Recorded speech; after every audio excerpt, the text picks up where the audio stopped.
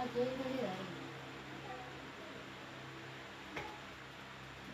हाँ, नमस्कार गाइस। आज चैप्टर नंबर है हमारा 13। ठीक है, न्यू चैप्टर स्टार्ट है आज। तो इसमें आपका आएगा पहेली परीक्षण। ठीक है, तो पहेली परीक्षण में आपका कह रहा है कथनों का ऐसा समूह जो पूर्णतः सत्य होने के बाद भी अस्पष्ट अर्थ प्रकट करते हों, परंतु इन्हीं कथनों को क्रमबद्ध या श्रेणीबद्ध करने पर पूर्णतः स्पष्ट अर्थ प्रकट करते हों तो ऐसे कथनों को पहेली कहा जाता है। इन कथनों का स्पष्ट अर्थ ज्ञात करने की क्रिया को पहेली परीक्षण कहा जाता है। ठीक है, जैसे कि आप उदाहरण में देखिए, इसकी टाइप बता रहा है, प्रकार बता रहा है। इसकी विश्लेषणात्मक पहेली या वर्गीकरण पर आधारित। ठीक है, नंबर 2 में कह रहा है बैठक एवं क्रम व्यवस्था पर आधारित। ठीक है,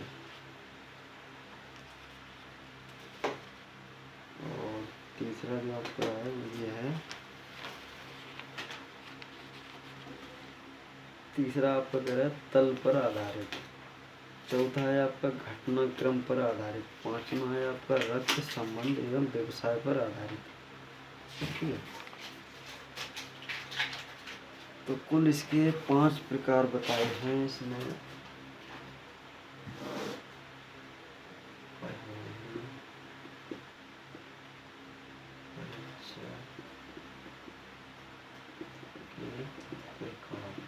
ठीक, तो नंबर 1 में आता है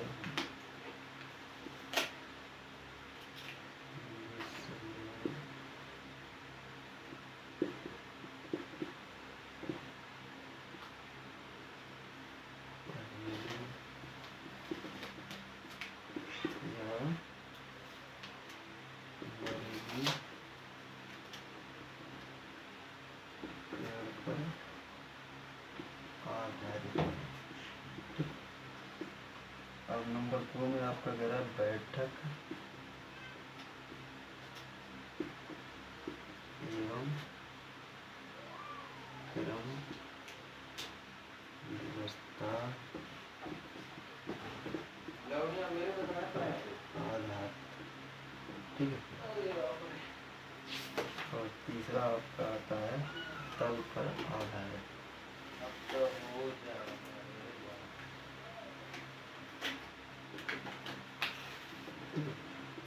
चौथा आपका कह रहा है घटना आया है और होता ही रहेगा। कन्या को माता पिता का घर त्याग कर पराये घर जाना ही पड़ता है। पुत्री का भावी जीवन सुखी हो। माता तो 5 नंबर पर आधारित आता है आपका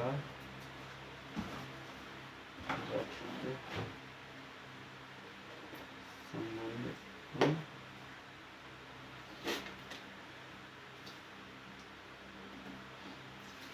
व्यवसाय पर आधारित।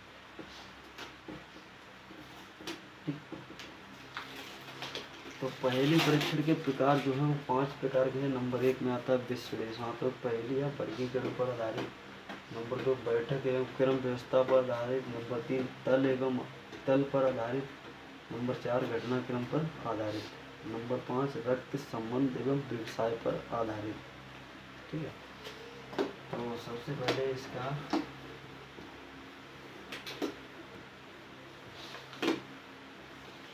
सबसे पहला जो प्रकार आपका चलेगा वो चलेगा आपका विश्लेषणात्मक।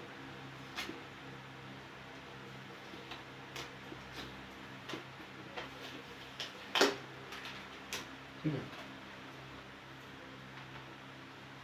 पहेली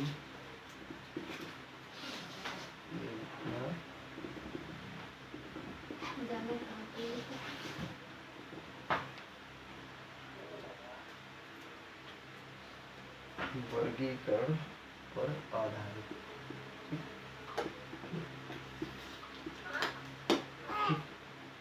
इसमें आपको कह रहा है विश्लेषणात्मक पहेली या वर्गीकरण पर आधारित। ठीक है, तो सबसे पहले इस प्रकार के प्रश्नों में कुछ ऐसे कारक या तथ्य दिए गए होते हैं जिनका एक समूह बनता है। इस प्रकार के प्रश्नों को हल करने के लिए दी गई जानकारी को निम्न प्रकार श्रेणीबद्ध करते हैं। तो इसका आप एग्जाम्पल लिखिए। जैसे 6 पुस्तकों को ABCDE और F से अंकित कर ए के बगल में एक रख दिया जाता है। BCE और F पुस्तकों के हर आवरण हैं, जबकि अन्य पुस्तकों के आवरण पीले हैं। A, B और D पुस्तकें नहीं हैं, जबकि शेष पुरानी पुस्तकें A, B और C पुस्तकें विधि रिपोर्ट हैं, जबकि शेष पुस्तकें आयुर्विज्ञान के उदाहरण हैं। कौन सी 2 पुरानी आयुर्विज्ञान के उदाहरणों के हरे आवरणों वाली पुस्तकें हैं? ठीक है। अब आपका आता है क्वेश्चन नंबर 1। तो क्वेश्चन नंबर 1 आपका स्टार्ट होता है।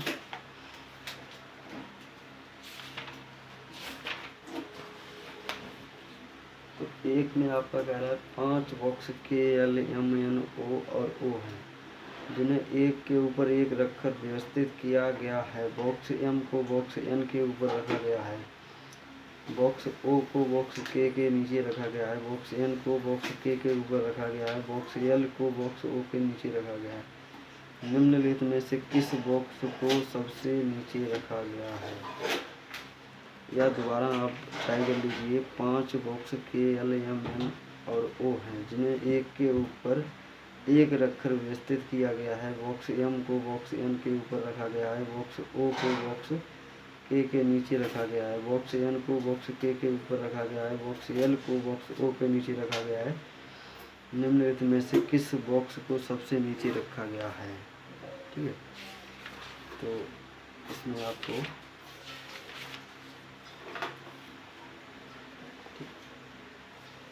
तो सबसे पहले इसका हम एक आरेख बनाएंगे आपको। तो आपका एक वेन डायग्राम बनेगा, या इसको आरेख कह सकते हैं। तो सबसे पहले आपका आएगा 1, 2, 3, 4, 5, 6। ठीक है। इस टाइप का आपका वेन डायग्राम बनेगा। ठीक। ये क्या हो गया आपका बॉक्स। ठीक।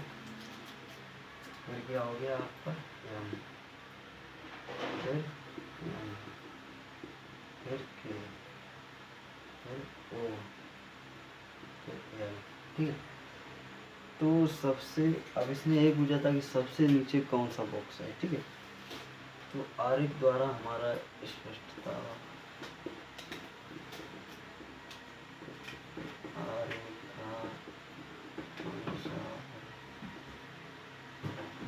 सबसे नीचे बॉक्स L गया है। ठीक। सबसे नीचे बॉक्स L रखा गया है। ठीक है। अब चलते हैं। ये तो आपका एक तो कंप्लीट हो चुका है। अब चलते हैं 2 में।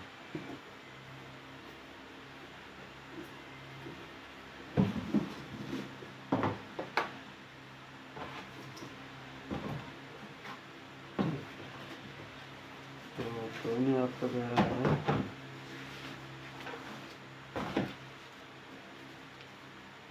पुनीत, कुमार, रोहित, शीतल, ताबीर और उमेश एक 2 मंजिला इमारत में रहते हैं।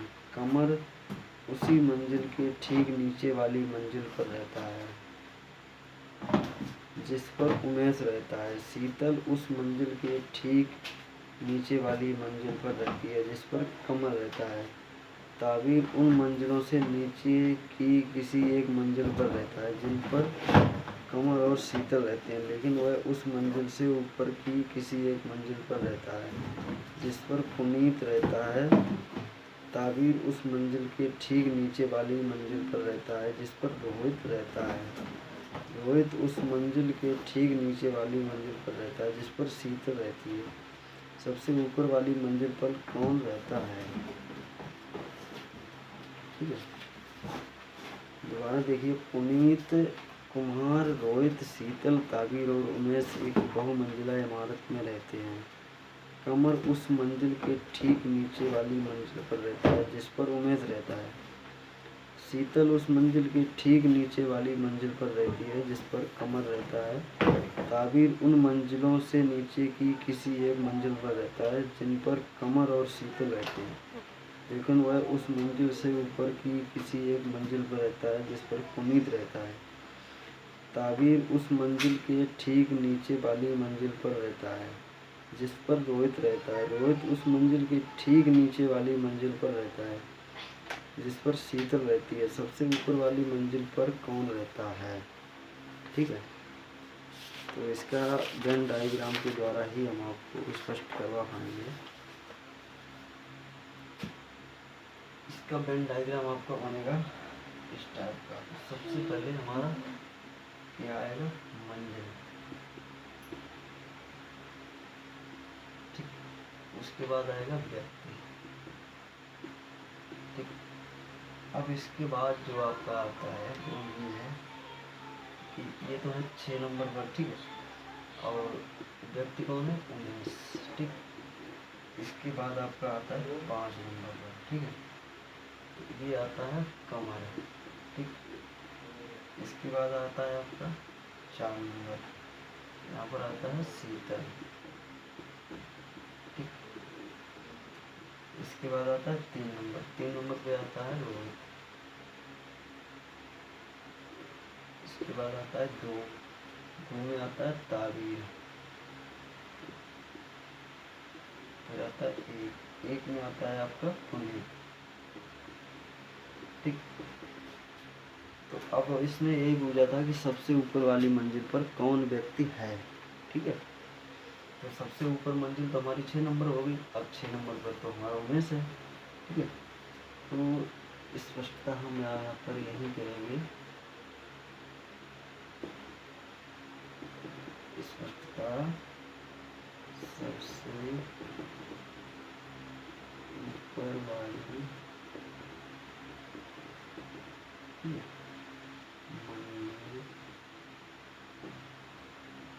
पर उमेश रहता है, ठीक। स्पष्टता सबसे ऊपर वाली मंजिल पर उमेश रहता है, ठीक है। 2 नंबर भी हमारा फाइनल हो चुका है ऑलरेडी। अब चलते हैं 3 में।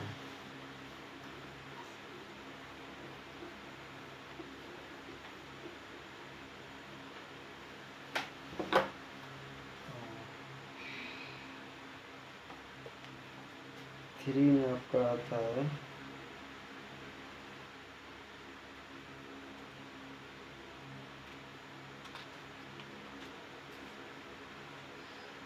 एक परिवार के 6 सदस्य ABCDE और F एक घर के नवीनीकरण की पारिवारिक परियोजना पर एक टीम के रूप में काम कर रहे हैं। प्रत्येक व्यक्ति को एक ही कार्य दिया गया है। A B का पुत्र है और उसे फर्श निर्माण का कार्य दिया गया है। B C की बहन है, उसे पानी की समस्याओं से संबंधित कार्य दिया गया है।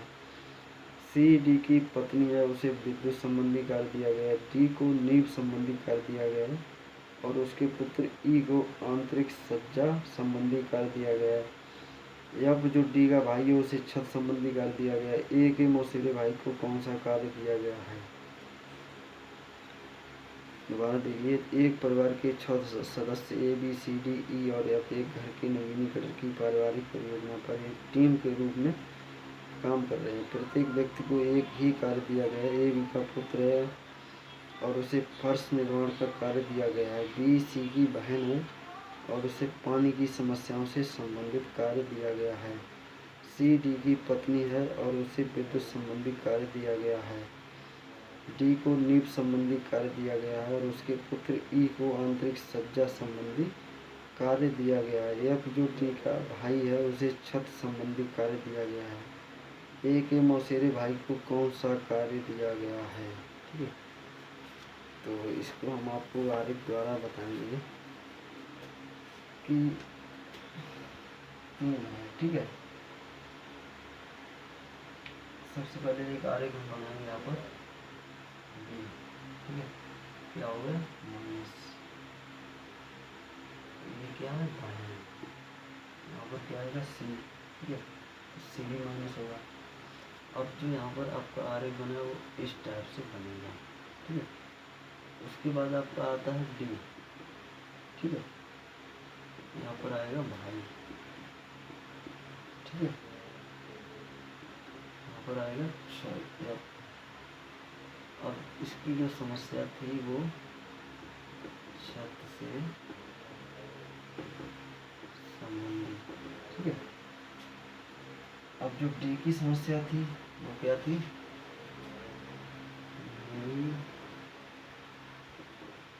संबंधी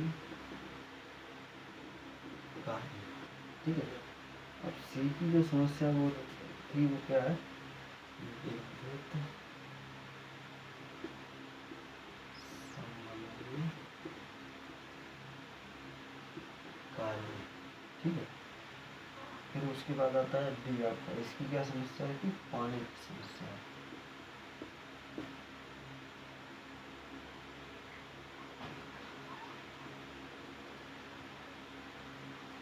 ठीक है। फिर इसके बाद आपका आता है यहाँ पर, ये क्या हो गया पुत्र, ठीक है। और डी जो है आपका वो ये है, तो यहाँ पर भी आपका पुत्र आएगा, ठीक है। बचा गया ई, ठीक है। अब जो यहाँ पर आपका आ गया वो ये आ गया सीधा भाई,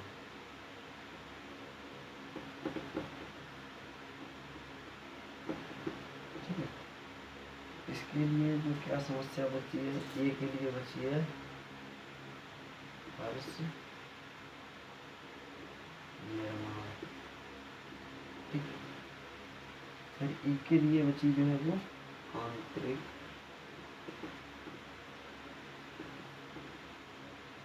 सज्जा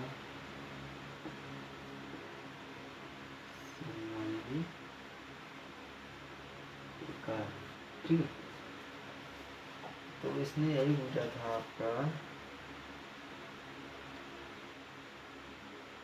कि ए के मौसेरे भाई ई को क्या कार्य दिया गया है, ठीक है। तो इसमें ही आंसर आपका यही है कि ए को आंतरिक सज्जा संबंधी कार्य दिया गया है, ठीक है। क्योंकि अब कार्य करने के लिए जगह नहीं, हमारे पास स्पेस नहीं है, बहुत छोटा पड़ गया, तो इसमें आपका आंसर यही है, ठीक है। आंतरिक सज्जा संबंधी कार्य। अब चलते हैं 4 में।